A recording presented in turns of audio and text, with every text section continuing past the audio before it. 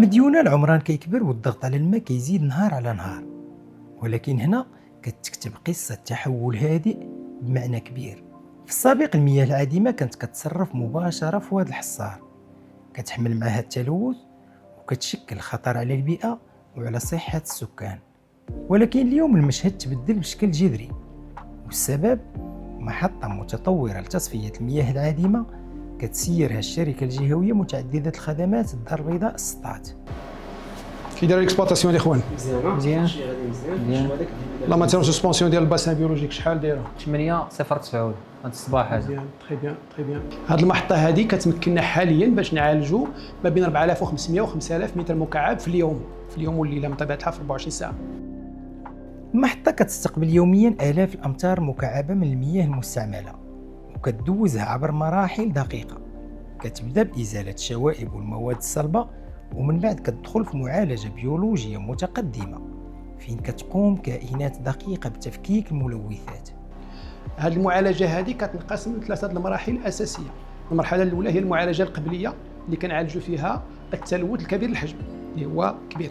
المرحله الثانيه المعالجه البيولوجيه بواسطه البكتيريا، كنعالجوا فيها التلوث الصغير الحجم، التلوث اللي هو دقيق جدا اللي هو مذاب في الماء.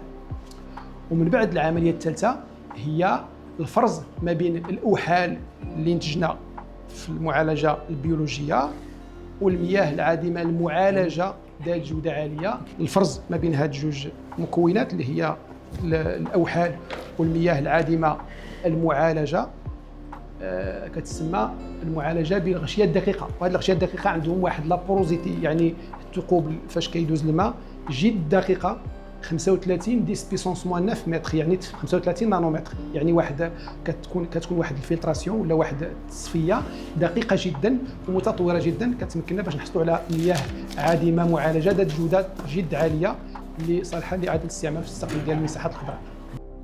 هذه المحطة ماشي غير منشأة تقنية، هي نموذج لتحول عميق في طريقة تدبير الماء في المغرب. التحدي اللي يكون عندنا يومي هو اننا خصنا كاع المياه العادمه اللي داخله المحطه خصنا كلها نعالجوها، ما يكون عندنا حتى شي نقص في هذه المساله هذه، وحتى تكون عندنا الجوده في المعالجه باش في المنتوج النهائي يكون صالح لاعاده الاستعمال في السقي ديال المساحات الخضراء.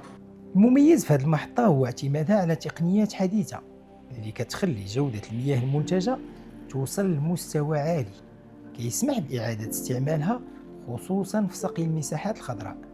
لا توتاليتي ديال لي فليون ولا الديبي اللي كيدخل كلشي كيتريطا، كلشي كيتطيب، حتى حاجه ما وكلشي كيعاود يتستعمل دابا في السقي ديال المساحات الخضراء في الدار البيضاء وفي مديونه ياك. مديونه والدار البيضاء. هنا في المرحله النهائيه كتشوف الفرق ما بين المياه اللي كتدخل المحطه والمياه اللي خارجه منها. هذه المياه اللي خارجه منها اللي هي مصفات ذات جوده عاليه كتشوف برأي العلم، وحتى في التحاليل المخبريه كتأكد بأن الجوده مرتفعه جدا، مما يمكننا باش نستعملوا هذه المياه في السقي ديال المساحات الخضراء. المياه العادمة ولات مورد جديد، ولكن النجاح ديال هذه التجربة جاب معاه تحدي آخر. الطلب تزاد والعمران توسع، والقدرة الحالية للمحطة اللي كتبلغ حوالي 3800 متر مكعب يوميا ولات محدودة. ومن هنا جات خطوة جديدة، مشروع توسعة طموح. الهدف من المشروع هو التوسعة ديال المحطة ديال مديونة، محطة معالجة المياه العادمة.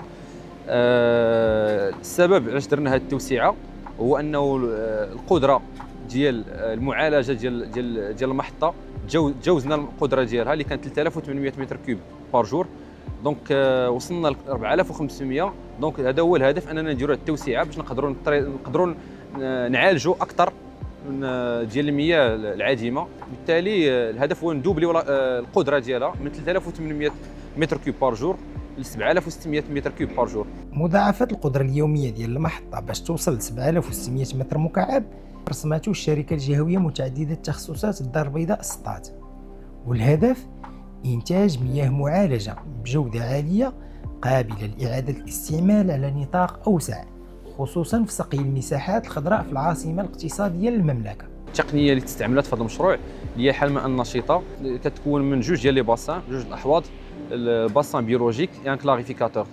هي واحد التقنية كونفونسيونيل، وايضا اللي كيميزوه هو اننا غنديروا واحد تريتمون تيرسيير ستادير اللي كي كومبوزي بواحد لا فيلتراسيون اسابل وواحد ديزانفيكسيون باغ الترا فيولي.